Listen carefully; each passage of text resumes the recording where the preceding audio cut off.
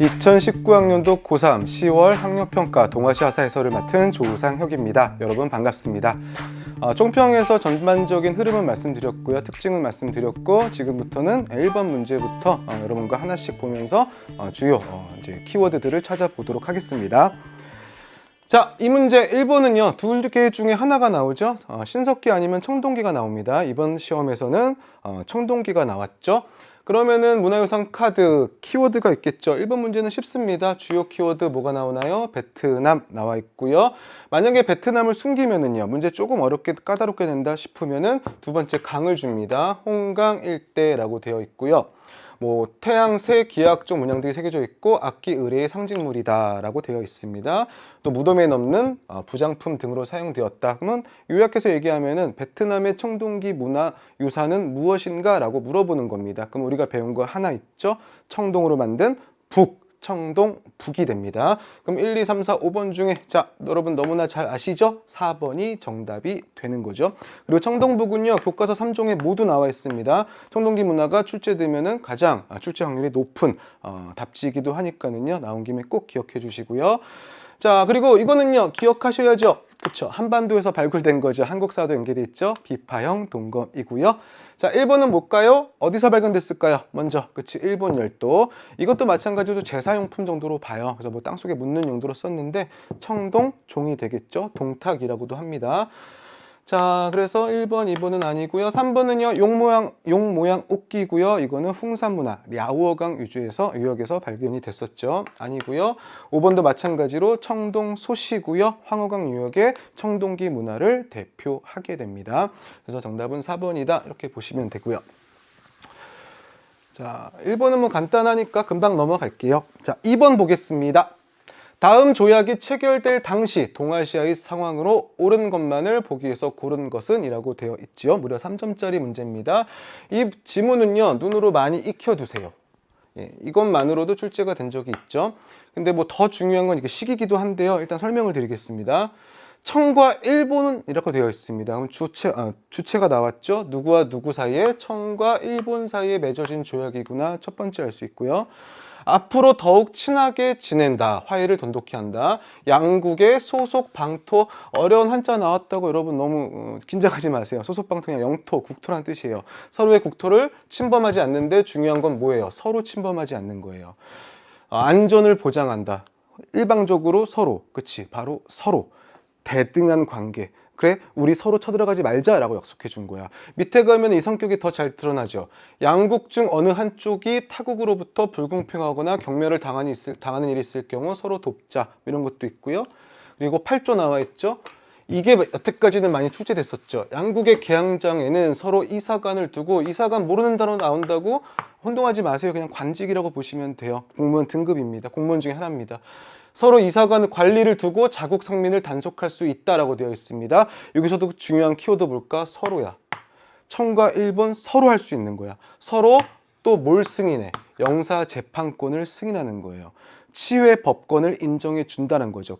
이건 특혜죠. 근데 그 특혜를 서로 인정하는 거야. 그럼 이거는 대등한 관계를 규정한 거야. 누구와 누구 사이에? 그치, 바로 청과 일본 사이에. 이거를 뭐라고 할까?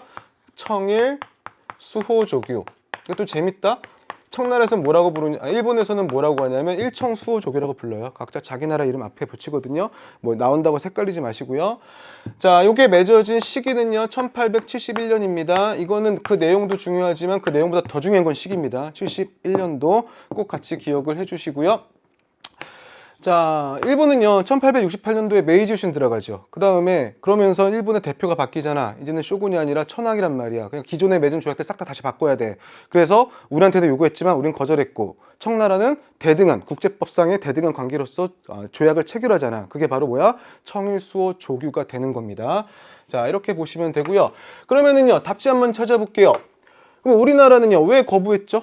그렇죠. 당시 일본이 이런 거 막 하고 있을 때 우리나라의 대표, 우리나라의 집권자는 누구였냐면 흥선대원군이었죠. 흥선대원군은요 외국과의 통상 자체를 거부하고 있었습니다. 이 정책을 통상을 거부한다, 무역을 거부한다, 통상수교 거부 정책이라고 해주는 거죠. 그러므로 기억은 정답이 됩니다.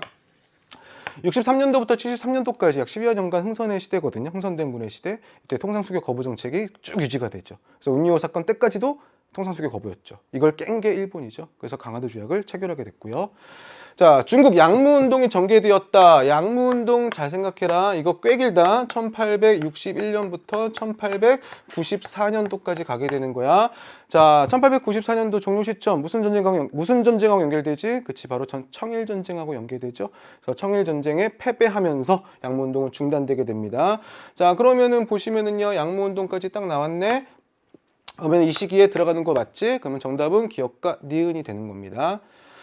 자, 디귿과 리을 오답도 볼게요. 1번 막부 타도 운동이 전개되었다. 자, 생각해봐. 일본이 개항을 누구한테? 미국한테 하잖아. 그래서 맺은 조약이 미일 화친 조약과 미일 수호 통상 조약이야. 그런데 이거 이후에 개항 이후에 물가가 오르고 생활이 어려워지니까는 반막부, 막부 타도 운동 벌어지잖아요. 조슈번과 같은 곳, 사스마번 이쪽을 중심으로 해가지고 서남부 지역을 중심으로 해가지고 그래서 막부 타도 운동이 60년대 전개되는데 이제 이들이 이제 반막부, 반외세를 외치다가 서양 세력한테 한번 깨지지. 그 다음부터는 이제 반막부로 이제 노선을 딱 정리를 하고 반막부 운동을 꾸준하게 펼쳐나가고 결국 어떻게 돼요? 에도 막부를 무너뜨리고 모든 권력을 다시 누구에게? 천황에게 되돌려주게 되는 거죠. 그게 바로 뭐죠? 메이치 유신이 되는 겁니다. 그래서 이거는 1860년대 사건이 되는 거고요. 자, 리을 베트남 동유운동이 추진되었다. 동유운동도 마찬가지다. 동유운동 자체만을 연대하면 힘들어. 전쟁하고 연결시키세요. 러일 전쟁 때 일본이 이기잖아.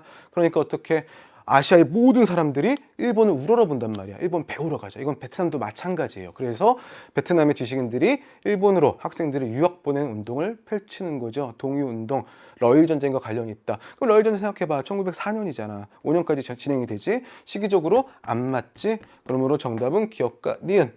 하나하나 연도를 외우는 것도 방법이긴 하지만 논리적으로 연결시켜서 찾는 것도 중요한 방법입니다. 그래서 좀 연결시킬 수 있는 부분들 찾아서 연결을 시켜주세요. 이렇게 해서 2번 풀어봤고요. 자, 3번 넘어가겠습니다. 다음 사실이 나타났던 시기 동아시아의 상황으로 옳은 것 물어봤습니다. 자, 여기서 키워드는요, 다 숨겼죠. 숨기고 말고 할 것도 없어요. 줄 게 없어요. 두 개밖에 없어요. 중국에서 보낸 태수가 찡짝의 남편을 죽여서 복수를 위해 나섰다라고 되어 있고요. 자, 그리고 뭐 수많은 성을 수많은 성을 함락시켰다. 그래서 본국으로 돌아갔다. 다시 찡짝을 공격하였다라고 되어 있습니다. 뭐 찡짝 혼자 한 거 아니죠? 자매죠? 찡짝 증리 자매라고 되어 있죠. 이것도 마찬가지로 하나의 키워드로 엮을 수 있죠. 그게 바로 누구니? 그렇지, 후한의 광무제지. 한이 전한이 멸망하고 나서 잠깐 왕망에 의해서 신이 세워지잖아. 근데 신에서 토지 국유화 정책 막 갔다가 호족들의 반발로 신 금방 멸망하고 이제 후한이 들어서게 되고 그 후한을 세운 사람이 바로 광무제예요. 이 광무제와 관련된 거 여러분 두 개만 기억하세요. 첫 번째 후한을 세웠다. 두 번째 세 개구나. 이 광무제가 찡짝 증리 자매의 저항 운동을 진압했던 인물이기도 합니다. 누가? 후한의 광무제가. 그리고 또 하나 당시 일본에서 이쪽으로 사람이 와요. 사신이 오게 되는데 어느 나라에서 보내냐면 당시 일본에 있던 나라 중에 하나인 노국이라는 곳에서 사신을 보냅니다. 그래서 그 노국 왕에게 금인을 보내죠. 그 금인이 발견됐었지. 그게 바로 뭐야? 한위. 이 위는 말이 많아. 위가 무슨 뜻이냐? 이제 왜라는 말도 있어요. 한위 노국. 너를 노국의 왕으로 삼는다. 그래서 한이 노국왕 금인을 하사했던 것도 광무제야. 그럼 연도 안 외워도 광무제 하나로 다 나오잖아. 찡짝증리 나왔지. 답지. 일본과 교류하면서 금인 내렸지. 1, 2, 3, 4, 5번 중에 정답 몇 번이 될까? 그치. 3번. 후한이 외와 교류하였다. 이게 답이 되는 겁니다. 됐나요? 그래서 뭐 한나라 인물요 많이 외우실 필요도 없어요. 한나라 주요 황제만 딱 놓고 봤을 때 3명만 알면 돼요. 고조, 무제, 광무제예요. 광무제는 지금 얘기한 게 답니다. 그래서 이걸 정확하게 기억해 주시고요.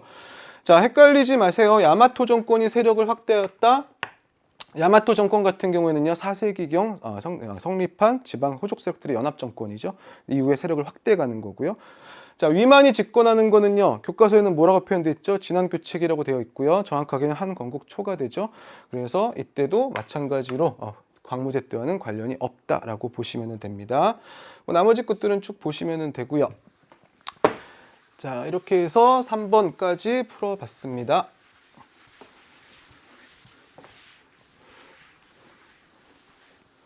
자, 4번 넘어가겠습니다. 다음 법령을 알아보기 위한 탐구 활동으로 가장 적절한 거, 이거 거의 여러분들 새로 보셨죠? 그쵸? 그동안 사용되지 않았던 지문이기도 해요. 물론 키워드가 좀 쉽게 나와가지고 여러분들이 풀수기는 어렵진 않았어요. 일단 보시면은 무역 총액은 청나라 배는 은 6천간, 네덜란드 배는 은 3천간으로 한정한다라고 되어 있죠. 그러면 뭘 찾으면 돼? 청과 네덜란드만 찾으면 돼. 청과 네덜란드와의 무역량을 정해준 거야. 자, 그리고 무역선의 입항, 배도 정해준 거야. 누구하고 누구를? 청나라와 네덜란드를. 그럼 벌써 머릿속에 감 오죠. 근데 하나 더 완전히 쐐기를 박는 키워드가 밑에 나오죠. 뭐야? 입항하여 무역하는 것을 신패에 근거하여 제한한다 라고 되어 있죠. 그래서 신패를 가져야만 할 수 있다, 무역할 수 있다라는 겁니다. 신패는 발급 주체가 누구예요? 그렇죠. 에도 막부가 발급하는 거죠. 발급 대상은 누구야? 청상인이야. 네덜란드 상인들이고, 네덜란드 사람들이고. 그 이유가 뭐야? 일본에서, 중국에서요, 정성공 세력들이 1683년도까지 타이완을 근거지로 저항운동 하잖아. 그러니까 이들을 육지 세력과 연계시키는 것을 막기 위해서 뭘 했지? 그치, 천계령. 경기에서 옮겨버렸지. 쳐내버렸지. 이래서 경기에서 옮겨버리고 무역을 금지시켜버리잖아요. 그래서 결국에는 이 정성공 세력을 진압한 다음에 청계령을 해제시켜줍니다. 해제시킨 다음에 청상인들이 이제 마음껏 나가면 돼. 그래서 어딜 가? 일본으로 가. 일본 에도 막부에서는 이 청상인들을 나가사키에서 무역할 수 있게 허락해줬거든요. 근데 너무 많이 오는 거야. 그래서 일본에 많은 물자들이 빠져나가니까 이건 문제다 싶어서 무역량을 제한하기 위해서 발급한 게 바로 뭐다? 신패다라는 거예요. 됐나요? 주로 이제 18세기 상황으로 신패를 이야기를 많이 하죠. 자, 그래서 이 법령을 알아보기 위한 탐구 활동을 물어봤죠. 신패 왜 발급했니? 청나라 애들이 많이 와서. 그럼 청나라 애들은 왜 많이 왔니? 청계령이 해제돼서가 되는 거야.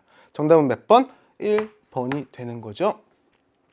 자, 삼포에서 외란이 일어난 원인을 조사한다. 이거 16세기 초죠. 1510년에 일어났던 겁니다. 어디야 어디 사이야? 조선과 일본 사이야. 그래서 일본 우리가 삼포를 개항시켜줘서 무역을 허락해줬더니 와가지고 그리고 약탈해 간 겁니다. 자, 3번 류큐의 중개무역이 번성한 배경을 알아본다, 파악한다라고 되어 있고요. 류큐의 중개무역이 번성한 시기는 중국의 명나라 때입니다. 명나라도 똑같이 해금 정책하죠. 이때 류큐가 명과 조공 책봉 관계 책봉 조공 관계 맺고서 그렇죠. 명나라 물건들을 받아와서 주변 나라에 갖다 팔았죠. 15세기 때 번성합니다. 16세기에 해금령 완화되면서 명예 해금령이 완화되면서 류큐도 쇠퇴하게 되는 거죠. 4번 공행무역이 광저우로 제한된 결과를 분석한다. 이것도 마찬가지로 18세기 청나라 때 이제 외국 상인과의 무역을 광저우로 제한시키고요. 그리고 광저우에서 무역할 수 있는 특허 상인들을 지정해 주죠. 그들을 뭐라고 하지? 그치, 공행이라고 하죠. 일본과의 무역이 아닌 서양 상인과의 무역에서 나타났던 모습들입니다. 5번 일본이 중국과 감한 무역을 실시한 목적을 찾아본다라고 되어 있고요. 뭐 일본이 실시한 목적은 뭐 중국의 물자를 사오기 위해서겠지. 아시카가 요시미스 때 이르러 가지고 일본이 이제 천황 세력을 누르고 쇼군 세력의 권력을 다 장악하잖아. 일본을 대표하게 되잖아요. 그래서 이때 요시미스가 사신을 보내서 명한테 책봉을 받게 돼요. 책봉을 받게 되고 이제 조공 무역을 하게 됩니다. 근데 하도 왜구가 많으니까 명나라가 어떻게 왜구랑 사절단은 구분을 못 하는 거야. 그래서 그들을 구분하기 위해서 발급한 증명서가 바로 이 감압이고요. 이 감압을 가지고 가야지만 서로 무역할 수 있는 허가를 내줬습니다. 무역을 할 수 있게 해줬습니다. 그래서 이것도 일본 무로마치 막부와 누구 사이에? 명 사이에 전개됐던 무역이다라고 정리를 해주시면 돼요. 이렇게 하면은 4번 문제까지 봤고요. 자, 5번 가국가에 대한 설명으로 옳은 거 물어봤습니다. 이거는 좀 쉽죠? 키워드는 좀 적긴 한데 키워드 자체가 워낙 이제 임팩트가 크죠. 찾아보세요. 무슨 문자? 고유 문자. 그럼 머릿속에 거란, 서화, 금, 몽골 다 떠오르지? 그 중에서 하나로 딱 한정시켜주는 단어가 뭐지? 그치, 야율시지. 야율, 아보기. 야율시는 바로 이제 거란을 세운 성씨죠. 야율, 아보기는 거란을 건국한 인물이기도 합니다. 그래서 그 동생이 만들었대요. 형제가 모두 다 뛰어나네요. 자, 그러면 찾아보겠습니다. 1번 맹한 모국제를 실시하였다. 이거는 부족제를 재편한 거죠. 그래서 300호를 한 단위로 해가지고 100명의 군사를 선발하고 그걸 10개 묶으면 1000이잖아. 이 1000을 뭐라고 그래? 민간, 맹한이라고 하잖아. 그래서 이렇게 부족제를 재편해서 군사를 새로 뽑은 거, 군사를 재편한 것을 맹한 모국제라고 하고요. 이것은 금나라에서 했던 겁니다. 5대 19개 분열을 수습한 나라는 송나라죠. 중원에 5개 큰 나라, 주변에 10개 나라. 이것을 이 혼란기를 수습한 거는 조광윤이 세운 송 아니고요. 3번 슈고와 지토를 지방에 파견하였다. 지방의 치안. 얘는 국마다 파견이 돼요. 그래서 일본 행정단위 생각해봐라. 일본 행정단위 뭐야?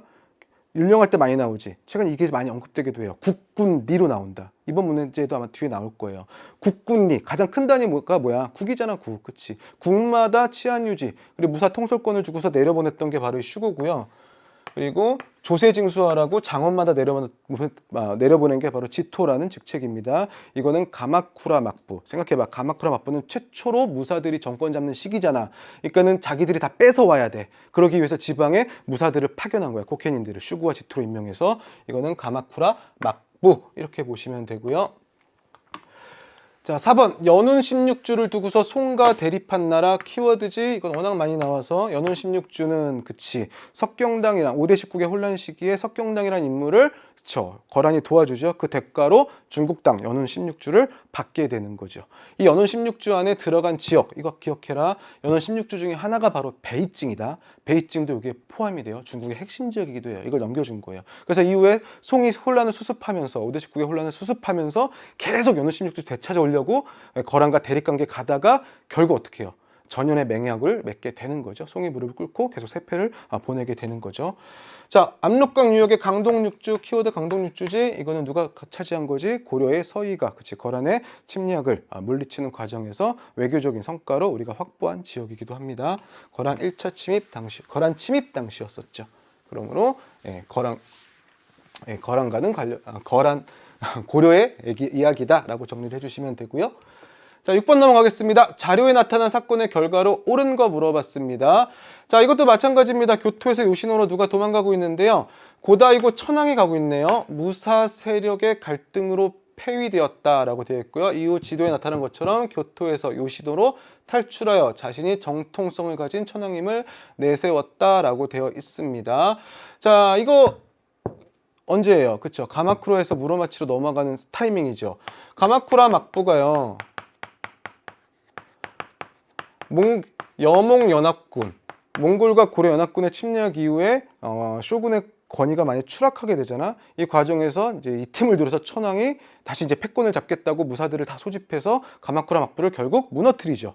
이때 천황을 도왔던 게 바로 누구야? 아시카가 다카오지가 되는 거지. 근데 그 아시카가 다카오지가 이제 누굴 배신하는 거야? 그치? 천황을 배신하고 권력을 장악해 갔던 거죠. 물론 이제 천황이 뭐 치려고 했던 과정도 있어요. 복잡한 과정도 있지만 뭐 아실 필요는 없고요. 자, 거기까지는 뭐 모르셔도 되고, 중요한 거는 그 상태에서 아시카가 다카오지가 뭘 세워? 무로, 마치, 막부를 세우게 되고요. 이 고다이고 천황은 교토를 탈출하게 됩니다. 이 무로마치도 바로 교토에 있는 거예요. 무로마치 막부. 그래서 교토를 탈출해서 자신의 지지 기반이 있었던 요시노로 탈출을 하게 됐던 거죠. 이러면서 천황이 요시노로 탈출을 하게 되고요. 이러면서 무로마치 막부가 세웠던 이제 교토를 중심으로 하는 천황과 요시노를 중심으로 하는 천황 두 세력으로 일본이 갈라서게 됩니다. 이것을 무슨 시기라고 할까요? 그렇죠. 남쪽과 북쪽이 서로 쪼개졌죠. 남북조 내란기라고도 이야기를 하죠. 남북조 시기라고도 합니다.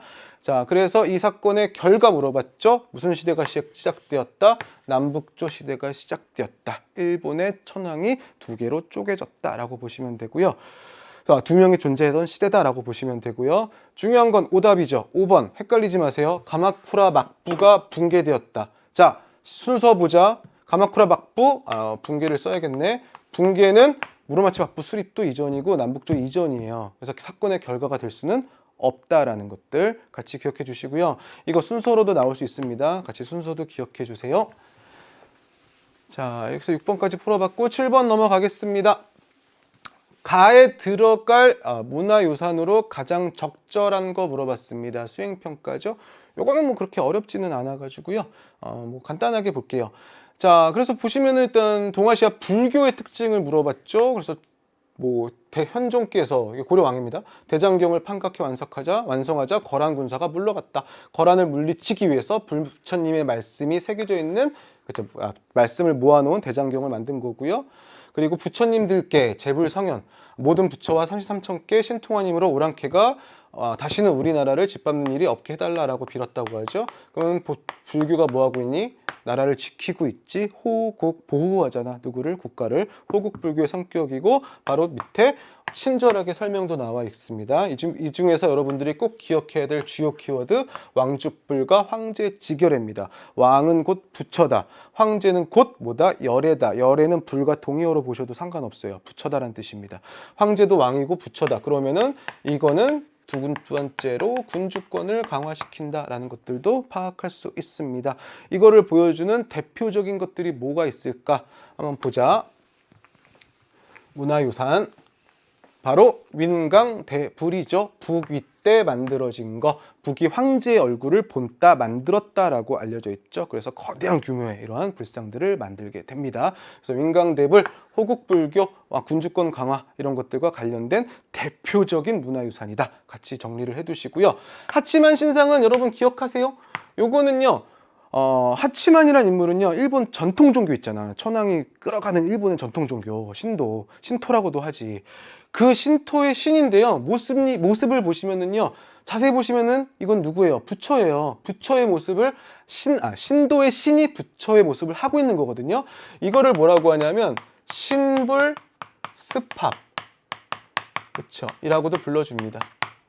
전통 종교와 불교가 서로 섞이고 있는 모습을 보여주는 대표적인 게 바로 이 하치만 신상이다. 그래서 이거 아니면 이거 각각 이거와 이거는 각각 다른 특징들을 보여주거든요. 그래서 같이 기억해 주시고요. 자, 문묘는요. 여기 성당인데 이 유시마 성당이라고 써 있는데요. 헷갈리지 마시고요. 그러니까 성인들을 모셔놓은 사당이라고 보시면 돼요. 이것도 그냥 문묘예요. 자, 문묘는요. 문으로서 가장 뛰어난 인물을 모셔놓은 사당이겠지. 그게 바로 누구야? 그치. 유교의 창시자 공자죠. 그래서 공자를 모셔놓은 사당들입니다. 아니고요. 자, 유시마 성당은 어디 있을까요? 그렇죠. 일본에 있죠. 에도 막부. 장군총은요, 고구려의 대표적인 무덤입니다. 그래서 장군총 그냥 무덤이고 앞에 뭐 호국불교 이런 것들의 성격은 뭐 아직 규명되지는 않았죠. 잘 보이지는 않습니다. 자, 이렇게 해서 7번 문제까지 풀어봤고요. 8번 넘어가겠습니다. 가 국가에 대한 설명으로 옳은 거 물어봤습니다. 야, 이것도 키워드 하나밖에 없어요. 선생님이 뭐 앞에서 몇 개 더 써놓긴 했지만은 핵심적인 키워드는 딱 하나야. 뭘까? 토번이야, 토번. 토번이라고 되어 있습니다. 선생님이 교과서 지도까지 다 뒤졌다? 근데 토번이 나와 있는 지도는 옆에 꼭 같이 나오는 나라가 있어. 어딜까? 바로 당나라예요.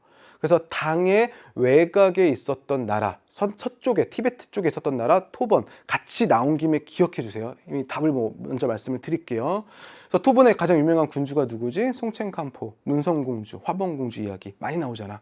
자, 토번이 비단길과 스촨 지역을 침공하자. 이게 우리한테는 행운이었지. 왜? 한반도에 주둔하고 있던 당나라 애들 왜 가 있어요? 그쵸? 한반도 통일전쟁 중이었잖아. 그때 당나라가 들어와서 신라랑 신나게 싸우고 있었단 말이야. 신라도 이제는 당군을 몰아내려고 하고 있었지. 근데 갑자기 토번이 쳐들어왔다는 거야. 그래서 급하게 뭘 옮겨? 고구려 지역에 설치했던 정복지에 설치하는 게 뭐라고 그랬지? 도후부잖아. 안동 도후부, 동쪽을 편안하게 하는 도후부. 이거를 평양에서 다시 다른 데 자기네 쪽으로 가깝게 옮겨버린 거야. 옮겨버리고 한반도에 들어와 있던 군대들을 상당히 그쪽으로 많이 뺀 거지. 그래서 우리가 신라가 결국에는 나당 전쟁에서 당나라를 물리칠 수 있었던 거죠. 바로 그 이야기를 다루고 있는 게 이 지문의 내용입니다. 자, 그러면 가는 자연스럽게 뭐가 되지? 당이 되지. 그래서 토번은 7세기부터 등장했다고 하고요. 9세기까지 존속했다고 얘기를 해요. 그럼 7에서 9세기 딱 걸리는 게 중국의 당나라예요. 그래서 같이 당토번 기억을 꼭 같이 해주세요. 뭐 송첸칸포, 토번, 화번공주까지도 기억해 주시면 좋죠. 그러면 당나라 초기 때 당을 괴롭혔던 유목민족이 있었죠. 바로 누굽니까? 그쵸. 돌궐. 돌궐은 위진남북조 시대 말기부터 등장하잖아. 북주가 서로 잘 보이려고 경쟁했다며. 수나라 때, 당나라 때 초기까지 상당히 괴롭잖아. 그러다가 당태종 이후에 결국에 당토종 때부터 돌궐 어떻게 내부 분열을 이용해서 복속시켜버리지. 그 이후부터는 한동안 역사책에서 이제 등장하지 않게 되는 거죠. 그래서 돌궐도 당 북부에 있었던 유목민족이다 보시면 되고요. 그래서 고구려가 돌궐 끌어들여서 당 막으려고 했잖아. 이번 다이카 개신을 단행하였다. 다이카 개신은 어느 나라에서 단행하죠? 일본에서 단행하죠. 야마토 정권이 쭉 발전하면서 이제 쇼토쿠 태자라는 걸출한 인물이 중앙 집권 개혁 쫙 하죠. 근데 그 태자가 죽고 나서 다시 중앙 정치가 흔들리는 과정에서 도당 유학생들을 중심으로 소가씨라는 귀족을 물리치고 군주 중심의 개혁을 다시 추진해 나가게 됩니다. 그게 바로 다이카 개신이고요. 645년입니다. 이것도 7세기 중엽이다 정도까지는 기억을 해주세요. 그래서 당에 많은 율령들을 받아왔다라고 얘기를 합니다. 3번 완도에 청해진을 설치하였다. 청해진은 누굴까요? 장보고 몇 세기? 그치, 통일신라 때니까. 신라가 통일한 이유니까 9세기의 상황이 됩니다. 종법적 봉건제를 도입하였다라고 되어 있습니다. 자, 종법적 봉건제 같은 경우에는요, 뭐 여러분 이 말로 바꾸면 더 빠르게 알아들을걸? 혈연에 기초한 봉건제. 혈연에 기초해서 제후를 지방에 파견하였다. 똑같은 말이지. 그 바로 종법이야. 그래서 누구한테 얼마 주냐 이거 다 정해놓은 거지. 그래서 종법에서 여러분이 알만한 게 장자상속제. 장자한테 재산 다 준다 뭐 이런 것들. 자, 이 종법적 봉건제를 도입한 나라는요, 주나라입니다. 지방의 제후들을 파견해서 친인척들을 제후로 임명해서 파견하고 모든 권한을 다 주죠. 자, 5번 월지를 중앙아시아 방면으로 몰아내었다라고 되어 있습니다. 그리고 만리장성 이북 지역을 통합한 민족은 흉노가 되는 거죠. 이 흉노의 최고 전성기를 이끌었던 인물 오랜만에 나온 김에 보자. 누구지? 그렇지, 바로 묵특선우가 되는 거지. 자, 이렇게 해서 8번까지 풀어봤고요. 자, 9번 넘어가겠습니다. 밑줄 친 전란 중에 볼 수 있는 모습으로 적절한 것 물어봤습니다. 자, 키워드 찾아보자. 근데 이거 키워드 잘 찾아야 된다. 첫 번째 보시면은 누르하치라는 게 나오네요. 사람 이름이죠. 뭘 건국했죠? 후금을 건국했죠. 그러면은 대부분 자동적으로 오히려 공부 많이 한 친구들이 좀 헷갈리기 쉬운 게 누르하치 하면 후금 이렇게 연결 쫙 갈 수 있거든. 그러면은 정묘호란 병자호란 나오잖아. 근데 생각해라, 정묘호란 병자호란 누르하치랑 전혀 상관없다. 다 홍타이지 때야. 자, 누르하치가 사신을 보냈어. 그러면 뒤에 지문을 읽어보자. 우리들의 땅은 조선과 경계가 서로 연접해 있는데 지금 조선이 전란을 겪고 있대라고 되어 있어요. 자, 지금 우리가 쳐들어간 게 아니야. 이미 조선은 전쟁을 하고 있어. 그러니까 곧 건주, 여진의 근거지거든요. 누르하치의 근거지. 건주도 위험에 처할 수 있다. 나의 휘하 있는 기마병과 보병을 조선에 보내겠다. 그리고 황조, 여기서 황자는 많이 봤잖아. 어디선가. 그치, 황제의 나라 어디겠니? 당연히 명나라입니다. 조선의 군대를 보내서 명나라에 공을 바칠 것이다. 공을 세울 것입니다. 라고 하였다라는 뜻이죠. 그래서 우리나라가 전쟁이 크게 나니까는 누르하치가 그렇죠, 조선을 도와주겠다라고 명에게 사람을 보내요. 이 전쟁, 물론 이거를 이제 명나라는 거절을 하죠. 조선도 마찬가지지만. 자, 이 전쟁이 바로 뭐냐면은요, 그렇죠, 임진년에 일본이 쳐들어왔던 전쟁, 임진전쟁입니다. 아직 후금 세우기 전이죠. 누르하치가 세력 확대하는 과정에서 조선에서 전쟁이 나니까는 조선에게 구원을 제안하게 됩니다. 조선을 구원하겠다. 구원병을 제안하게 됩니다. 우리가 아니라 명에게. 자, 보시면은요, 그러면 볼 수 있는 모습 물어봤죠? 그럼 정답은 일단 찾기 쉬워요. 벽제관에서 전투를 벌이는 이여송. 자, 벽제관 전투는 핵심 전투지. 왜? 벽제관 전투 이후에 명나라가 패배하면서 전쟁의 의지를 잃게 되잖아. 그러면서 강화협상으로 넘어가게 되는 거야. 전세가 한번 뒤집어지는 전투기도 해요. 그래서 벽제관 전투는 임진 전쟁 중에 있었던 사건이다라는 거 꼭 기억을 해주시기 바라고요. 이거 말고 또 뭐가 있니? 그치, 평양성 함락, 이것도 많이 되지. 그리고 제치만한 일본군 같이 볼 수 있고요. 자, 그럼 1번부터 볼게요. 영원성 전투를 지휘하는 원숭안. 이것도 많이 얘기가 됐어요. 영원성 전투는요, 그 영원이란 지역을 라오둥 쪽에 있거든요. 지나가면 베이징이 바로야. 명은 꼭 지켜야 되는 지역이에요. 그래서 명에서 가장 잘 싸우는 원숭안이 여기를 지키잖아. 그래서 누르하치가 어떻게 여기 막 쳐들어갔다가 얘가 가지고 있던 대포가 뭐예요? 불랑기포. 불랑기포에 맞아가지고 누르하치가 사망하게 되잖아. 그 이후에 좀 시름시름 앓다가 죽어요. 그러면서 바로 홍타이지로 넘어가는 겁니다. 됐니? 그래서 홍타이지가 바로 쳐들어오는 게 27년에 정묘호란이 되는 거지. 정묘전쟁. 시기적으로 훨씬 뒤에요. 26년도 상황이 되는 거죠. 자, 3번 남한산성에서 항전을 독려하는 인조. 인조가 어디로 도망갔니? 남한산성으로 도망갔지. 남한산성으로 인조가 도망간 전쟁은 두 번째 쳐들어왔을 때죠. 왜? 후금 세력이 더욱 강해져가지고 스스로 황제를 칭하고 나라 이름도 청으로 바꾸지. 근데 이런 칭제 권원을 조선이 인정하지 않으니까 한 번 더 쳐들어온 거야. 이게 바로 병자전쟁이 되는 거죠. 자, 그래서 병자전쟁은 이제 이때와는 상관이 없다라는 거 기억해 주시고요. 4번 가도에 주둔하며 조선의 지원을 요구하는 모문용. 자, 모문용은 많이 나오죠. 이거는 무슨 전쟁과 관련이 있죠? 정묘 전쟁과 관련이 있죠. 그래서 명나라가 어떻게든 여진족 치려고 모문용한테 이제 군대를 줬죠. 그래서 모문용이 후금의 군대, 당시 후금이었거든요. 22년도니까 후금과 막 싸우다가 패배하고 우리나라 도망가요. 이때 우리나라 광해군. 그래서 어떻게 광해군이 제안을 하지. 섬으로 들어가라. 그러면은 안전하다. 그래서 이때 이들이 들어간 섬이 어디야? 가도야. 그래서 가도에 그때부터 모문용이 머물게 되거든. 근데 문제는 뭐야? 23년도에 인조 반정이 일어나. 광해군이 쫓겨나고 인조가 올라오고 인조가 책봉급 받는 과정에서 이 모문용의 도움을 받아요. 그러니까 지원해줄 수밖에 없는 거야. 모문용을. 이것 때문에 결국 홍태지가 열받아가지고 쳐들어오잖아. 그게 바로 뭐야? 정묘 전쟁이 되는 거죠. 이해되시나요? 자, 그래서 이것도 정묘 전쟁과 관련이 있다라는 것들 기억해 주시고요. 나가시노 전투에서 조총 부대를 통솔하는 오다 노부나가, 자, 오다가 중요한 게 아니라 나가시노 전투가 중요한 거죠. 1575년. 이게 왜 중요해? 자, 상대방들, 오다의 적들은 기마병이야. 근데 오다의 부대는 조총 부대란 말이야. 그 조총 부대를 가지고서 기마병을 깰 수 있는 방법을 개발하는 게 바로 이때예요. 목책을 세우고 애들을 삼열로 세워가지고 조총을 쏘고.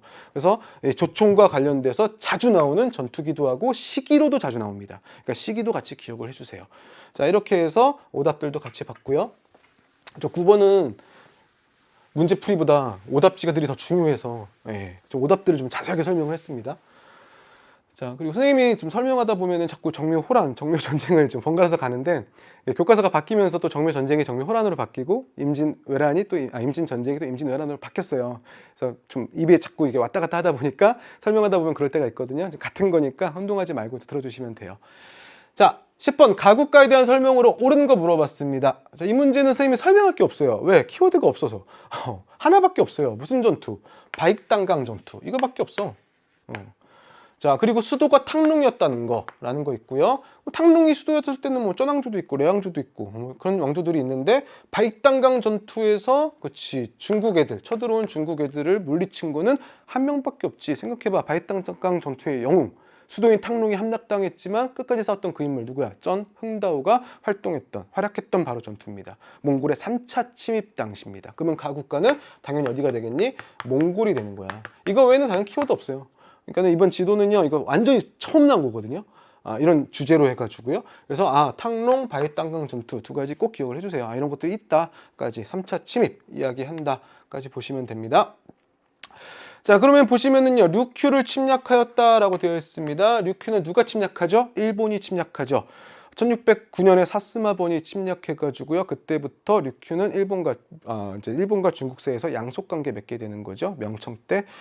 자, 그리고 2번 북로 남해의 화를 입었다. 이거는 명나라 때죠. 15, 16세기 명나라가 쇠퇴해 가면서요, 북쪽에는 몽골족, 오이라트, 타타르 내려오게 되고, 남쪽에는 왜구들, 특히 16세기 왜구들이 극성을 부리죠. 왜? 15에서 16세기 넘어오면서 일본은 무슨 시대야? 센고쿠 시대. 혼란기니까 자꾸 오는 거야. 그래서 명나라는 괴로운 거야. 누구 때문에? 왜구 때문에. 이렇게 보시면 돼요. 자, 거란과 전연의 맹약을 맺었다라고 되어 있고요. 이거는 그렇지, 거란에게 돈 줄게, 세패 줄게, 더 이상 내려오지 마라고 연운심주를 두고 거란과 싸웠던 송이 맺은 약속이죠. 송과 거란 사이의 약속 보시면 됩니다. 자, 4번 지방의 다루가치를 파견하였다라고 보시면 됩니다. 다루가치를 파견한 거는 몽골 지방과 정복지에 보냈었죠. 그리고 또 하나 설치합니다. 이거 말고요. 행중서성 설치합니다. 행중서성이죠. 정확하게는. 줄여서 뭐라고 할까요? 행성. 그리고 이때부터 중국의 행정구역의 큰 단위 뭐가 되죠? 성이 되는 거죠. 지금도 마찬가지로 중국은 성단입니다. 자, 5번 여진을 정벌하고 동북구성을 축조하였다. 딱 여진 정벌하니까 여진이 약할 때겠지. 이거 언제까? 동북구성 보면 나옵니다. 고려 때입니다. 그래서 동북구성 축조했는데 얼마 안 있어서 여진이 통일하고 고려한테 4대 관계를 요구하죠. 그래서 결국 4대 관계를 체결하게 되죠. 고려 때까지 보시면 됩니다. 고려 이야기. 10번까지 풀어봤고요. 자, 11번 넘어가겠습니다. 밑줄 친 혁명이 끼친 영향으로 적절한 거 물어봤습니다. 키워드 인물 2명. 순원, 그치, 위안스카이 나왔지. 자, 순원이 위안스카이한테 보낸 거야. 내가 혁명으로 잠시 총통의 자리를 받아들이기는 했대. 그러면 순원은 그 전까지는 뭐하고 있었어요? 일본에서 망명 중이었거든. 근데 혁명이 일어나서 돌아와가지고 총통 자리 받은 거야. 이 혁명 뭐야? 신의 혁명. 하지만 생각해봐. 당시 중국의 막강한 군사력은 위안스카이가 가지고 있었단 말이에요. 군벌 세력들. 나중에 군벌이 되거든요, 이 세력들이. 이 위안스카이가 맞서 싸울 그 힘이 없잖아. 그래서 어떻게 위안스카이한테 총통 자리를 양보하는 거야. 그 내용을 편지로 써서 보낸 거예요. 그래서 이때 신의 혁명과 관련된 것이다. 그래서 결국에는 위안스카이가 임시 대총통에 올라갔다가요. 원래 순원이 가지고 있던 직책이지 나중에 임시자 빼버리고 총통 자리에 올라간다. 그래서 순원은 총통 자리를 정식으로 이때 받은 건 아니야. 순원도 임시 대총통, 위안시카이는 임시 대총통 거쳐서 대총통, 그냥 총통으로 가게 되는 거지. 자, 그러면 신의 혁명은요. 청왕조가 멸망하고 이제 중화민국이 들어선 그 혁명이고요. 자, 끼친 영향을 물어봤습니다. 갑신정면 아니죠. 이건 84년도 일어난 거고요. 아주화친해 이것도 아니죠. 러일 전쟁과 관련 있는 거죠. 그래서 동아시아 국제 조직으로서 평화를 추구했던 단체고요. 도쿄에서 설립됩니다. 변법 자각 운동이 전개되었다 아니죠. 청일전쟁 패배 이후에 전개된 거죠. 청일전쟁 패배하고 충격받은 청나라가 일본을 배우자 해서 일본식 모델로 개혁을 추진했던 거고요. 외몽골이 독립을 선언했다. 이게 바로 그쵸. 신의 혁명의 영향 중에 하나죠. 신의 혁명이 일어나서 중국이 혼란하니까는요. 몽골 지역에서 독립 선언하거든요. 이때 러시아가 지원해줘요. 나중에 결국 중국의 반발로 자치권밖에 못 주게 돼요. 나중에 이게 11년도거든요. 선언한 게요. 나중에 21년도에 다시 한번 이제 독립을 또 하게 되는데 11년, 21년 이 두 번이 몽골과 관련이 있고요. 11년은 신의 혁명과 관련이 있다. 같이 생각을 해주시면 되고요. 이거 말고 또 뭐 있습니까? 그쵸. 이 공화정을 추구했던 신의 혁명에 감명을 받은 베트남의 운동가들이 있었죠. 그래서 그 운동가들 어디로 싹 모여 광저우로 모이잖아. 그래서 광저우에서 베트남을 위한 단체를 만들죠. 그 단체가 뭐죠? 베트남 광복회라는 단체를 어디에서? 광저우에서. 그치. 거기서 만들게 됐다. 이 두 가지가 바로 신의 혁명의 주요 영향으로 언급이 됩니다. 그래서 뭐가 답지로 나와도 이상하지 않아요?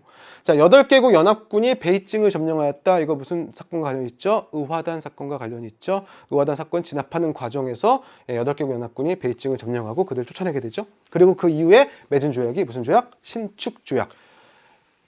서양 외국 군대의 베이징 주둔을 허용했던 신축 조약으로까지 이어지게 됩니다. 그래서 11번까지 풀어봤고요.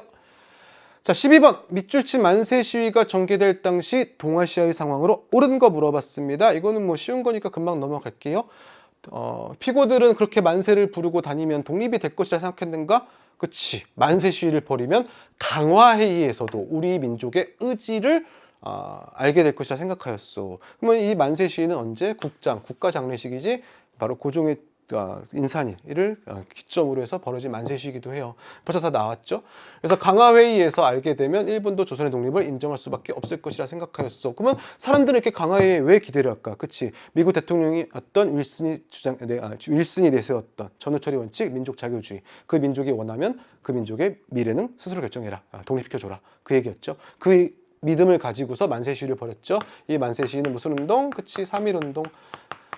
자, 3.1운동의 영향을 받아서 무슨 운동 벌어지죠? 5.4운동 벌어지죠. 그러면 중국은요? 중국도 열받았었죠. 왜? 파리강화 회의 때 일본이 가져갔던 산둥반도의 권익 되돌려달라고 했더니 열강들이 누구 편 들어줬어? 일본 편 들어줬잖아. 그래서 열받은 거야. 그래서 중국의 지식인들이 열받은 상태에서 한반도에서 3.1운동까지 벌어지니까 그치. 반회세 반군벌을 외치는 5.4운동이 중국에서 벌어지게 됐었죠.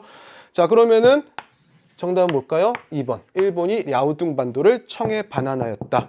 자, 무슨 회의 결정 내용이지? 아니지. 큰일 날 뻔했네.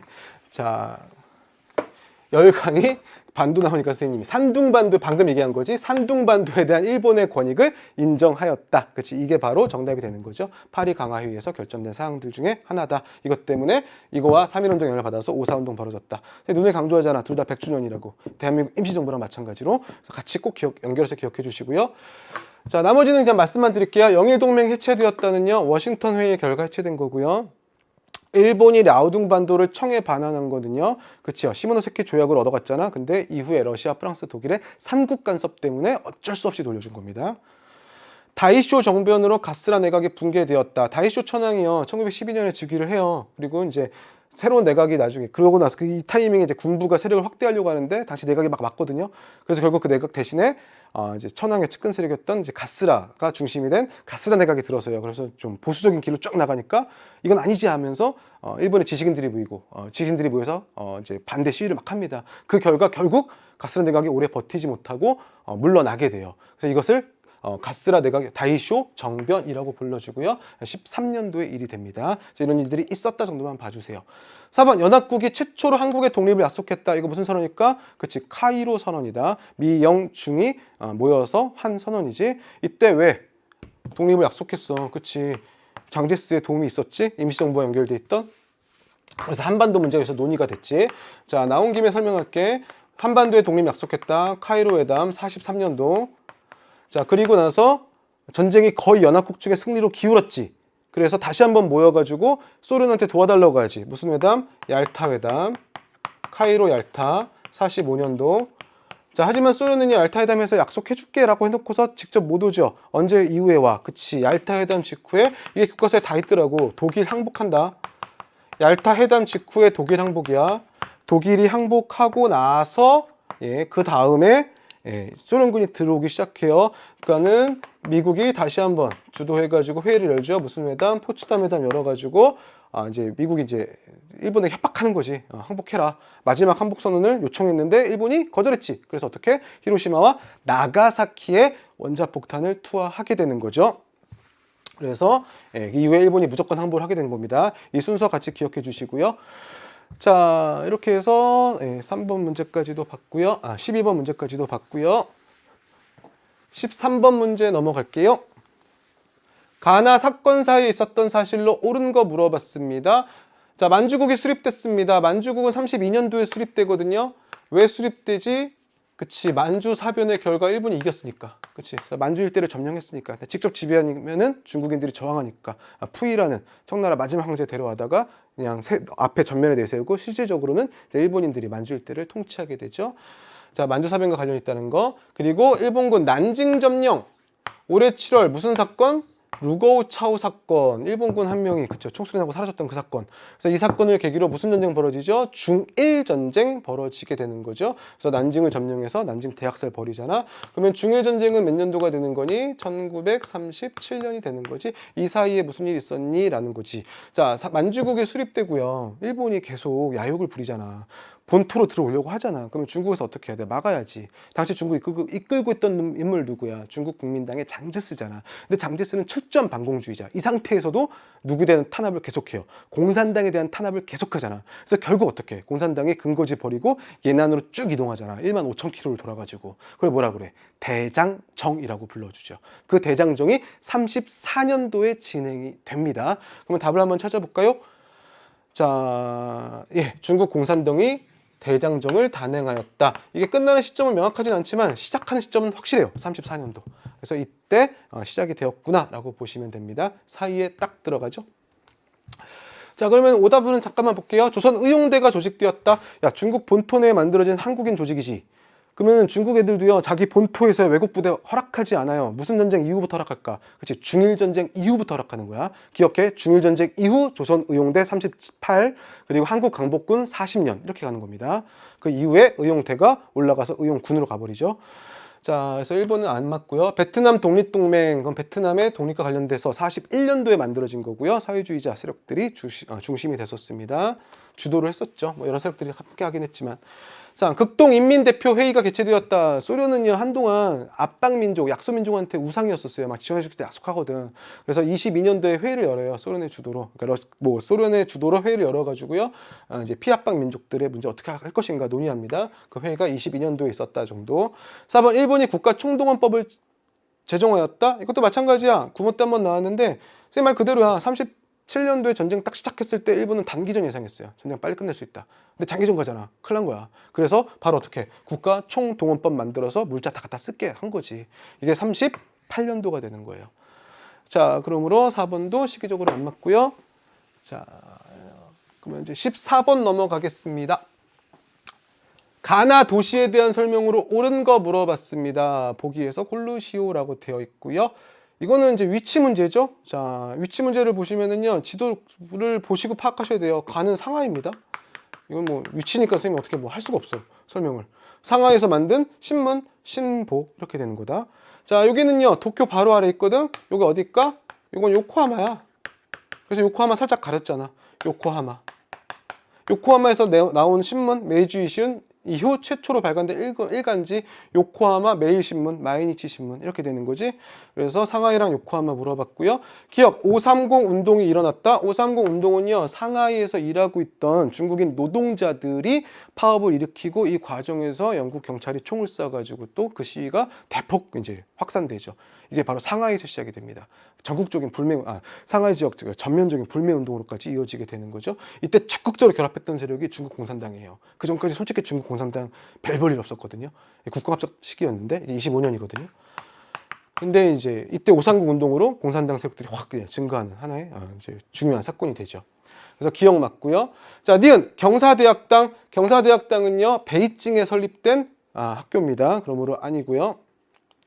디귿 미일 수호 통상 조약으로 개항된 거는 요코하마입니다. 그러면 상하이는 무슨 조약이지? 많이 했잖아. 난징 조약이 되는 거고. 그래서 쳐있네. 정답은 기억과 디귿 이렇게 되는 거고요.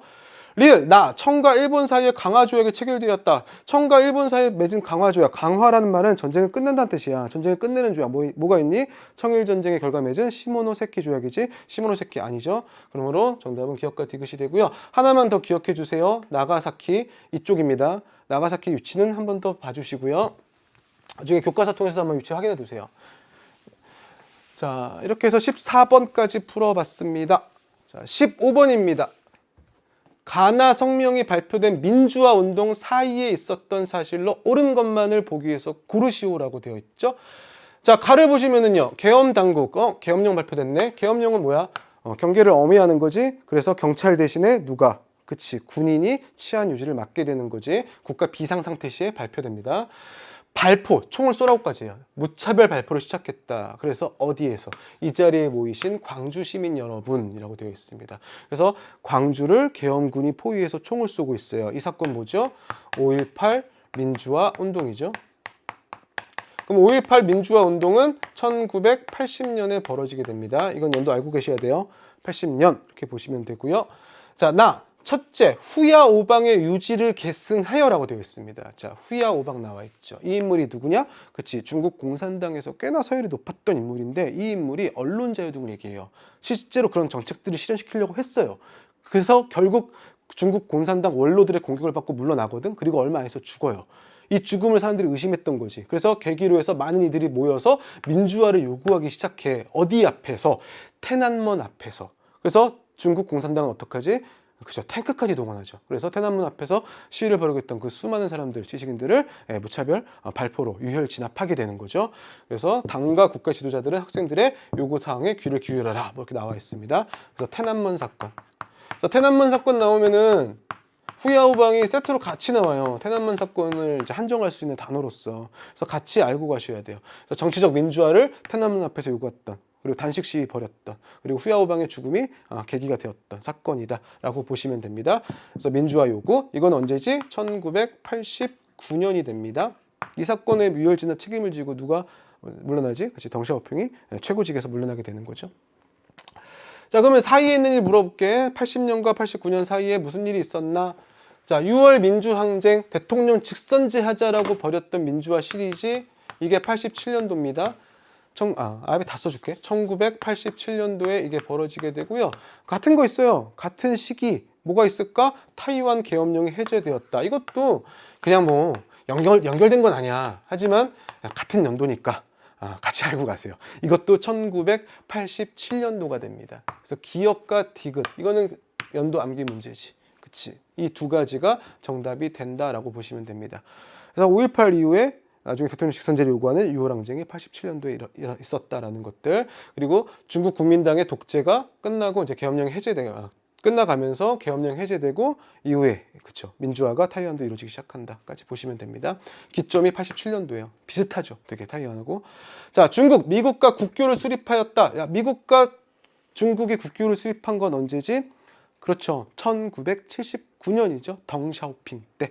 5.18 직전입니다. 아닙니다. 자, 1번 록히드 사건이 발생하였다. 이거는 1970년대. 그렇죠. 록히드라는 군수업체한테 일본 정치인들이 뇌물 받았던 사건. 이렇게 되는 겁니다. 니은과 리을은 시기적으로 안 맞고요. 기억과 디귿이 답이 되고요. 자, 16번 문제 넘어가겠습니다. 밑줄 친 막부 시기에 동아시아에서 있었던 사실로 옳지 않은 것 물어봤습니다.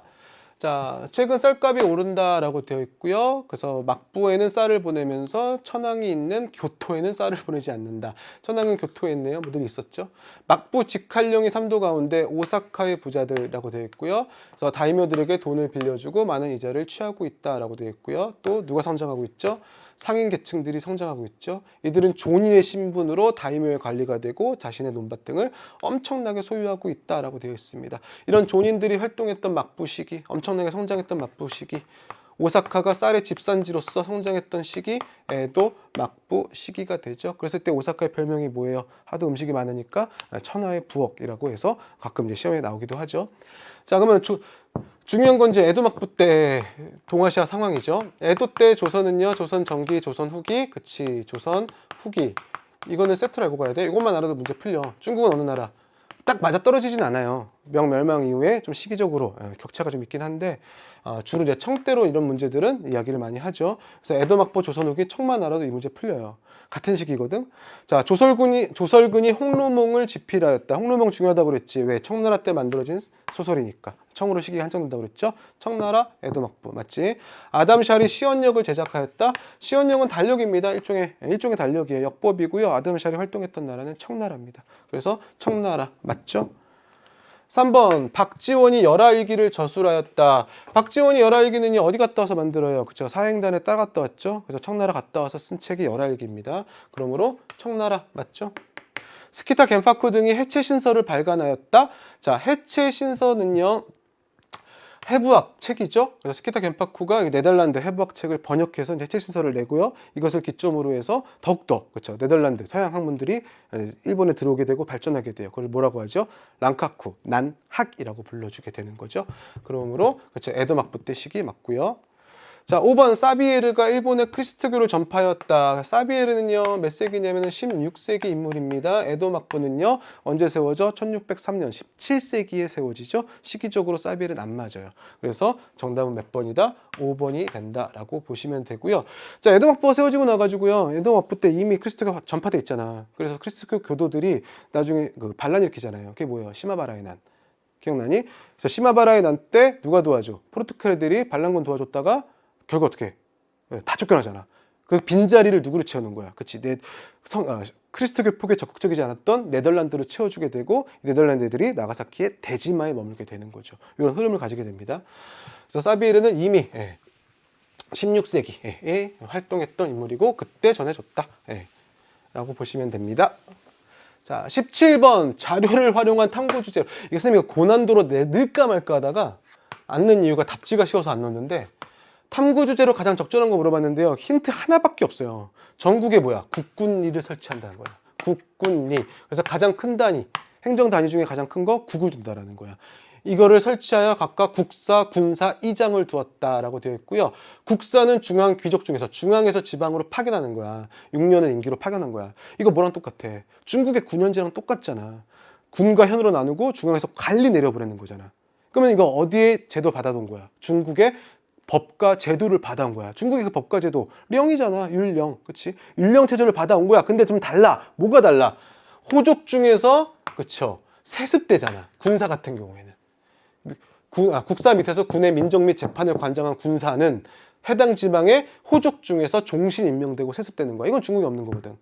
그래서 이런 것들은 일본만의 독자적인 모습이다라고 얘기를 해요. 일본 율령식에 나타난 독자성 이렇게 얘기를 합니다.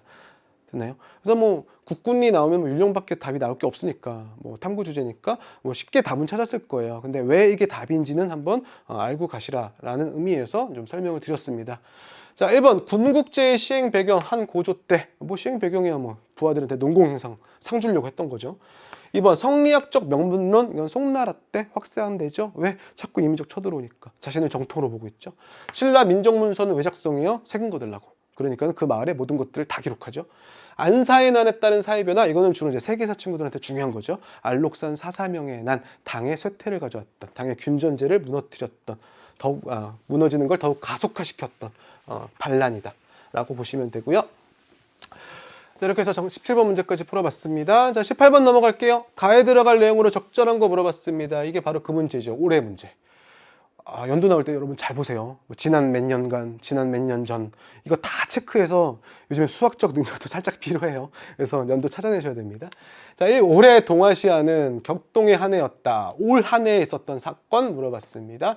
전범 처리를 위해 극동 국제 군사 재판이 열렸다. 그러면은 이거는 일본이 진 직후네. 45년도에 패망 이후의 상황이겠네. 이때 일본은 미국의 관리하에, 연합군 최고사령부의 관리하에 들어가죠. 사실상 미국 주도하에.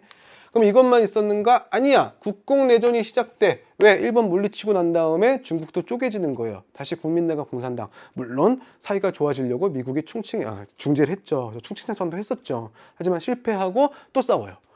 그리고 우리나라에서는요, 1차 미소 공동위원회가 서울에서 이제 개최될 뻔했다가 결렬되죠. 이거 전부 다 몇 년도냐면은 일본 패망 직후예요. 45년도 패망 이후인 46년도의 상황들입니다. 이때 일본 같은 경우에는요, 전범들 처벌하고 또 뭐예요? 그쵸? 일본을 미국이 민주주의 기지로 바꿔내려고 하잖아. 그래서 어떻게? 천황을 끌어내리잖아. 그래서 천황한테 뭐라고 그래? 너는 신이 아니다. 뭐다? 인간이다. 인간 선언시키고. 그리고 법에서도 천황의 권한 어떻게? 다 빼버리잖아. 상징적인 존재로만 남겨놓죠. 이 법을 일본 정치인들한테 만들라고 시켜요. 이 법이 바로 뭐야? 그치? 평화헌법이야. 그래서 극동군사재판과 평화헌법. 교과서 정식 명칭은 일본 신헌법이에요. 일본 신헌법은 같은 해에 가요. 46년도. 같은 맥락인 거야. 민주화 기지. 일본에. 이게 나중에 이제 6.25 전쟁 터지고 국공내전이 이제 공산당 승리 끝나면서 반공기지로 바뀌는 거야. 반공기지로. 그럼 일단 답은 찾기 쉽겠지. 평화헌법이 제정되었다. 이렇게 보시면 돼요. 됐나요? 자, 2번 6.25 전쟁이 발발하였다. 50년에 발발하죠. 뒤식입니다. 대약진 운동이 시작되었다. 대약진 운동 같은 경우에는요, 58년도에 시작이 되거든요. 그래서 60년대 초반, 61년도까지 간다고 했는데 마오쩌둥이 주도해가지고 이제 중국을 사회주의 국가 사회주의 경제를 확 바꿔놓으려고 했던 거죠. 그래서 인민공사 설립해서 막 공동으로 다 농민들 가입시키고 했는데 이것 때문에 자연재해까지 겹치면서 이제 아사자, 굶어 죽는 사람들이 속출하게 되는 거죠. 마오쩌둥이 권력이 약해지는 계기가 됩니다.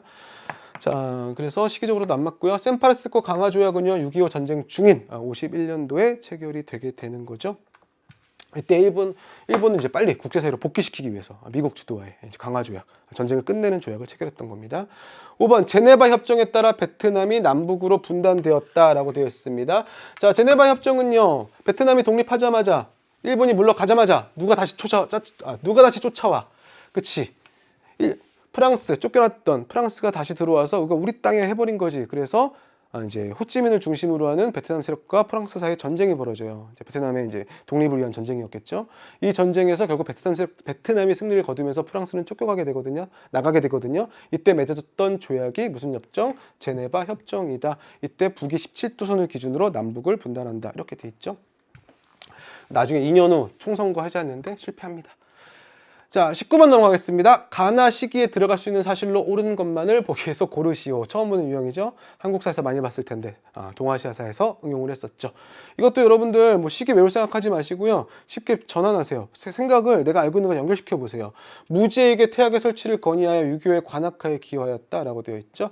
이거 중국 어느 나라 때니? 무제 나오고 태학 설치가 동등서겠지? 그러니까는 당연히 한나라야. 자, 사서집주를 편찬하고 성리학을 집대성했다. 누구야? 추이지. 주의 때 성리학 나오잖아. 이거 누구야? 중국으로 따지면 누구 때야? 남송 때야. 그럼 보자. 공영다리 오경정의 편찬을 주도하였다. 자, 한나라 다음에 뭐야? 수당 송이잖아. 수당 때 만들어진 제도가 과거제. 과거제 하려면 과거 교재 필요하잖아. 그러니까는 모든 해석을 모은, 오경에 대한 모든 해석을 모은 오경정의가 당나라 때 편찬되게 되는 거죠. 그러므로 한과 남송 사이 당나라 때 편찬됐다 기억해 주시고요. 자, 후지와라 세이카가 사서오경 외훈을 저술하였다. 사서오경 외훈을 저술하는데 가장 큰 도움을 줬던 인물이 누구지? 그치, 강항이라는 인물이죠. 정유 전쟁 때 포로로 끌려갔던 인물. 강항, 그치? 그러면은 우리나라는 조선 때고 중국은 명나라 때입니다. 절대로 가에 들어갈 수 없죠. 자, 디귿 보겠습니다. 이재현이 망권당에서 중국 학자와 교류하였다. 망권당 어디 있게? 그치? 망권당은 대도에 있습니다. 베이징에 있습니다. 당시 우리나라 고려는 누구의 간섭을 받을 때지? 몽골, 원의 간섭을 받을 때예요. 그래서 우리나라 왕들 다 충자 들어가잖아. 그래서 충사나 고려에 많이 없어요. 고려에도 있지만 어디 가 있어요? 주로 대도에 많이 가 있어요. 그래서 거기다가 망권당이라는 도서관 짓고 우리나라 고려학자 부르고 중국학자 불러서 서로 교류시킵니다. 그럼 이거 무슨 간섭기? 원 간섭기야. 그럼 중국 원나라 때잖아. 그럼 봐봐, 나 치앙지와 심증리의 기반을 둔 양명학을 정립하였다. 이거 명나라 때잖아. 명중엽이잖아. 그럼 남송과 명사에 뭐가 들어가? 원나라 들어가야 되잖아. 그러면은 당연히 망건당 답으로 찾을 수 있는 거란 말이야. 이해되시죠? 자, 리을 권륭제의 명으로, 권륭제 하면은요 벌써 나오죠. 사고조서도 나와요. 이거 청나라 때잖아. 그럼 나에 들어갈 수 없지. 명 다음이 청이니까. 이해되시죠? 자, 그래서 내가 알고 있는 이런 국가의 순서만 가지고도 풀 수 있는 문제라는 거 같이 기억해 주시고요. 잘 모르겠으면 무조건 연도만 생각하지는 마시고 이런 식으로 연결시키면 돼요.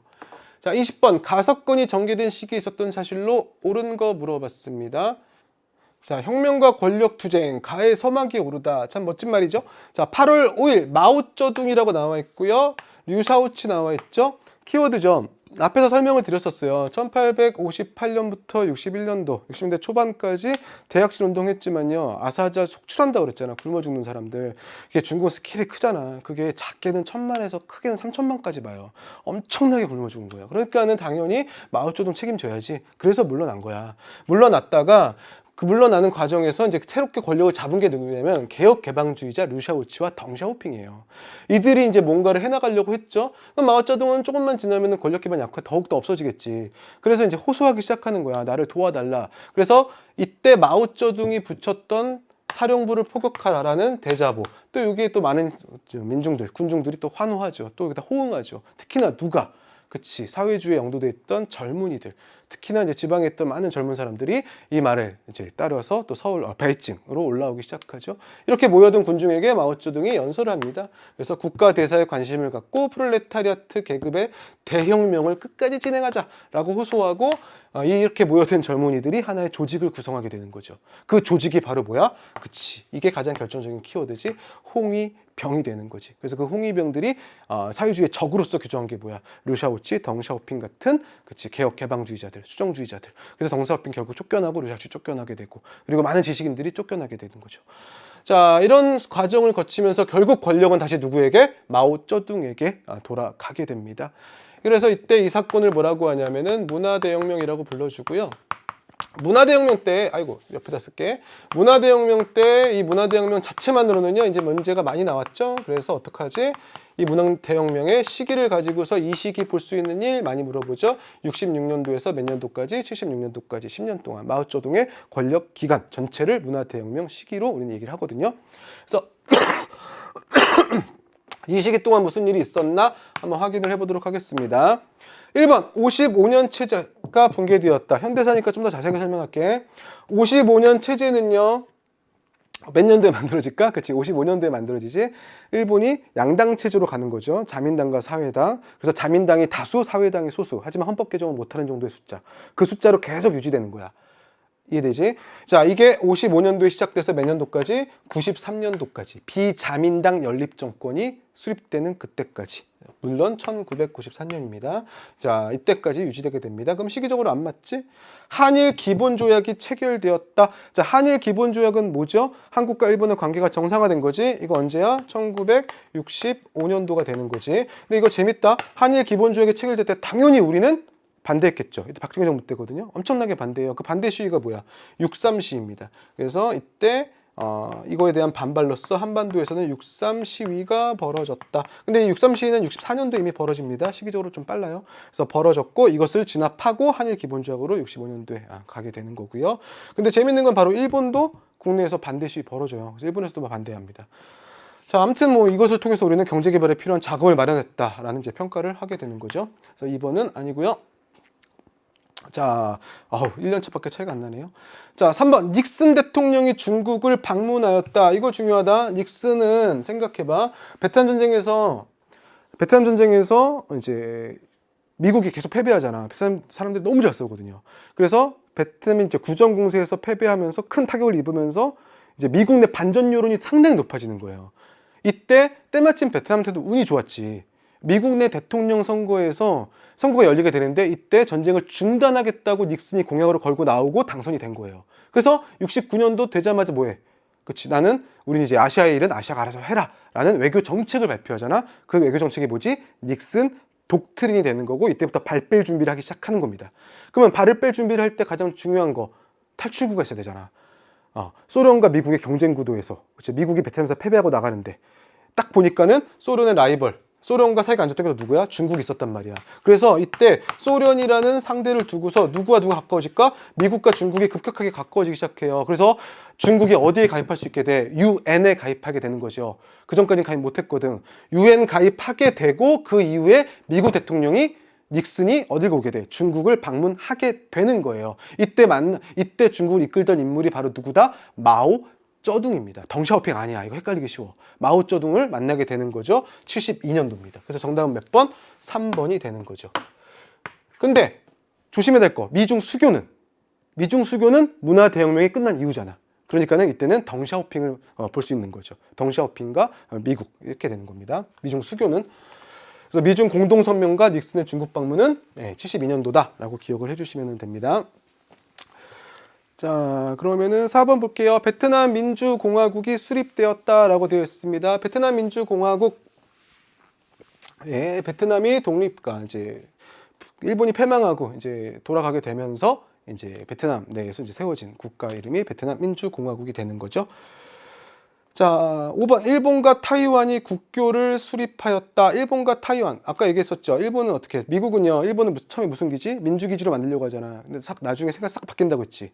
국共내전에서 중국 국민당이 패배하고 즉 중국이 공산화되고 우리나라에서 6.25 전쟁 딱 터지니까는 미국은 전략을 바꿔서 어디를 핵심 거점으로 일본을 핵심 거점으로 아시아의 방공망을 만들겠다고 생각을 하게 되는 거예요. 이해되니? 그래서 샌프란시스코 강화조를 통해서 얼른 일본을 국제사회에 복귀시켜주고 일본은 그 의도대로 아시아 지역의 자본주의 국가들이 연결을 시작하는 거야. 그 첫 단추가 누구야? 바로 타이완인 거야. 그래서 52년도에 무슨 조약? 일본과 타이완 사이에 일화 평화 조약이 체결되게 되는 겁니다. 됐니? 시기적으로 좀 이해가 됩니까? 이해가 되나요? 그래서 일화 평화 조약 이후에요. 이제 그 이후에 이제 우리나라랑 관계를 맺게 되는 거지. 무슨 관계? 그치. 한일 기본 조약이 65년도에 가게 되는 거죠. 그러면서 아시아, 일본, 남한, 일본, 타이완, 일본을 중심으로 자본주의 국가들이 싹 뭉치게 되는 겁니다. 물론 이거는 미국의 의도가 컸죠. 그래서 한미일 공동안보 체제라는 말도 나중에 하게 되는 거죠. 자, 이렇게 해서 일본과 타이완의 국교 수립입니다. 이게 싹 바뀌는 건 언제일까? 이것도 같이 알고 가. 한 번에 얘기할게. 싹 바뀌는 게 아까 얘기했던 닉슨 도트린. 그치? 닉슨의 중국 방문, 미중 공동성명. 이런 것들 분위기 싹 바뀌잖아. 이런 분위기를 가장 빨리 눈치챈 게 누구다? 일본이야. 그래서 일본도 뭐하니? 그치. 중국과 관계 정상화에 들어가는 거죠. 중일 공동성명. 똑같이 72년도에 나오게 되는 거예요. 자, 이렇게 해서 이제 닉슨 도트린 이후는 일본도 외교 정책을 바꿔서 사회주의 국가들과의 이제 근접을 하게 된다라는 것들도 같이 보시면은 좀 더 그 시대를 이해하기 쉬우실 거예요. 자, 특히나 현대사기 때문에 좀 자세하게 설명을 드렸거든요. 그래서 이런 것들을 한번 같이 쫙 봐주시고요. 이거 외에도 수많은 조약이며 많은 사건들이 있어요. 이제 그런 것들을 하나하나 좀 체크를 해주시기 바라고요. 그리고 앞에서 얘기했던 대로 끝내기 전에 이것 좀 더 확인할게요. 자, 앞에서 얘기했던 대로 이런 식의 문제들 혹은 한국사가 답지로 나오는 경우 이런 것들 잘 기억해 주시고요. 특히나 타이완 같은 것들, 천수 이벤 같은 사람들 잘 기억을 해 주셔야 됩니다. 이제 뭐 막바지, 제 수능 막바지니까는요. 혹시 빼놓기 쉬운 개념들 꼭 확인을 해보세요. 자, 그리고 이런 도시 문제들 중에서도 아까 선생님이 나가사키 강조했었죠. 나가사키 여태까지 출제가 잘 안 돼서 나가사키 대지마 그리고 원폭 투하를 비롯해서 많은 사건들이 있었거든요. 그래서 같이 기억을 해주시고요. 그리고 나가사키는요 미일 수호 통상 조약으로 개항했다라는 것들도 같이 기억을 해주셔야 됩니다. 그래서 이런 것들 그리고 가나 사이 시기 문제들 고난도 문항으로 자주 출제되고 있는 거. 그래서 사건의 흐름을 익혀라라는 것들 같이 기억을 해주시고요. 나머지 이런 문제들은 좀 쉽게 볼 수 있고요. 이런 식으로 지도를 봤을 때 당황하지 말고 내가 알고 있는 키워드 연결시켜라라는 것들. 좀 이런 것들이 좀 고난도 문항으로 많이 언급이 됩니다. 자, 마찬가지죠. 이런 것들도 여러분들이 좀 헷갈리기 쉬운 것들을 주니까는요. 선생님도 학교에서 수업하다 보면은 진짜 안타까워요. 애들이 이제 풀고서 답을 맞춰보는데 이제 딱 이거 낚기라고 만들어 놓은 함정이 있거든요. 그 함정이 딱 걸리면은 서로 마음 상하죠. 이런 거 보고서 그냥 이거 언제야? 라고 섣불리 예단하지 마시고요. 항상 문제 풀 때는 끝까지. 그리고 뒷시기를 상황을 종합적으로 꼭 보시라는 거 함께 말씀을 드릴게요. 자, 그리고 이거는 뭐 볼 수 있고요. 이것들은 어렵지 않게 푸실 수 있고요. 또 마찬가지. 그리고 새로운 자료 나왔을 때는요. 키워드요. 이거 만약에 수능이었으면 심폐 지웠을 거예요. 이게 10월이다 보니까 심폐까지 줬는데 심폐를 빠졌을 때도 마찬가지로 상황 보고서 청 네덜란드 무역량 제한하는 그 상황을 보고서 시기를 판단하라는 것 같이 말씀을 드릴게요. 이거 좀 뭐 그런 것들이죠. 그리고 이것도 마찬가지. 예. 청일 수호 조교 같은 것들. 그래서 상황을 보고서 판단하는 거, 그리고 시기를 파악해야 되는 거, 이런 것들이 이제 고난도 문항으로 자주 설정이 됩니다. 특히나 6월, 9월 모의고사 모평들 계속 분석해 보면은 한국사, 일본사예요. 그쪽들에서 고난도들이 자꾸 나오고 있어요. 그래서 실제 수능에서도요, 가능성이 있거든요. 그러니까 한국, 일본 세세한 거 놓치지 마시고요. 내가 알고 있는 것 점검하시기를 부탁드릴게요. 그리고 이게 이제 10월 모의고사잖아요. 마지막 당부의 말씀을 드리겠습니다. 10월 모의고사, 수능 이전에 이제 마지막 모의고사인데요. 여러분들 많이 긴장하셨을 거예요. 근데 항상 염두에 두세요. 모의고사는 모의고사예요. 모의로 보는 고사예요. 실제 수능이 아닙니다. 이거 하나로 흔들리지 마세요. 내가 모르는 개념 있을 수도 있고요. 내가 모르는 내용 있을 수도 있어요. 이걸 보강만 하면 되는 거예요. 그러고 우리는 뭘 준비해야 되죠? 그렇죠? 진짜 수능을 준비해야 돼요. 진짜 수능에서 내가 알고 있는 거 안 까먹기 싸움입니다. 이제부터는. 그래서 계속 그냥 복습하세요. 중요 사건들 계속 복습하고 계속 밥 먹으면서 이렇게 보면서 까먹지 않게만 이 한 달을 잘 준비해 주세요. 이 한 달을 잘 보내냐 못 보내냐가 상당히 여러분들에게 중요한 시기가 될 겁니다. 여러분들 충분히 이겨내실 수 있을 거라 믿고요. 마지막까지 힘낼 수 있도록 선생님 응원하겠습니다. 이렇게 해서 10월 모의고사 학평 해설 마치겠습니다. 너무 고생했습니다.